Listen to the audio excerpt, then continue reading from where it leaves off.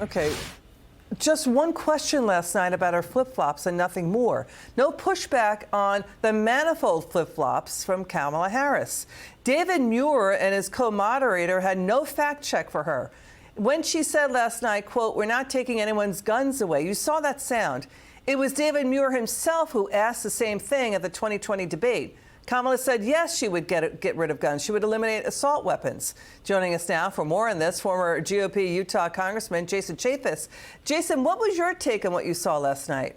Look, I think she's a fake. I think when she says her principles haven't changed, I happen to agree with her. When you listen to Bernie Sanders say, in essence, look, Kamala Harris will say whatever it takes in order to win an election.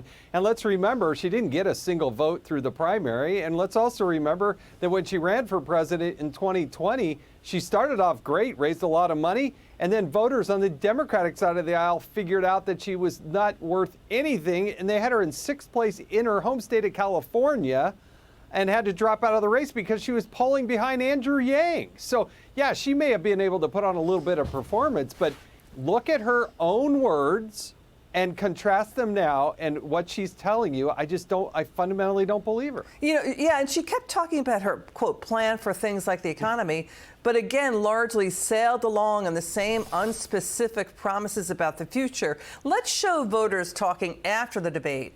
You know, CNN is saying, the majority say, you know, overall Harris won, but Trump won in the economy. You know, we're going to look at what happened with voters and what they said after the debate. Watch this. We've had both of the candidates in office before, and we've gotten to see what they would do. And when facts come to facts, my life was better when Trump was in office. The economy was higher, inflation was lower, things were better overall. And now with Kamala's administration, things haven't been so fantastic. And she's saying she can fix the problems that her administration has caused, but I just don't know if I can afford to take that risk. She wasn't very specific when asked certain things. I didn't really know a lot about her other than she served as vice president. And today, unfortunately, she didn't get to talk about a lot of her policy.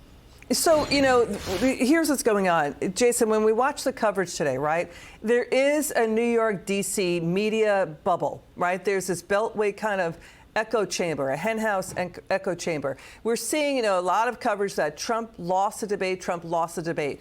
But when you go out on Main Street America and you hear what voters are saying, what they are saying is far different from what you're hearing the media report on this, because they have to live day to day with the policies that come out of this Biden-Harris White House.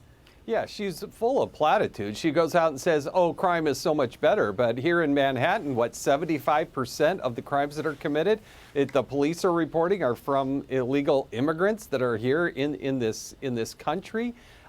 When she says, oh, I have a plan. Well, guess what? A lot of those people are going to go back to the website, and there's not going to be a plan because she doesn't actually have one.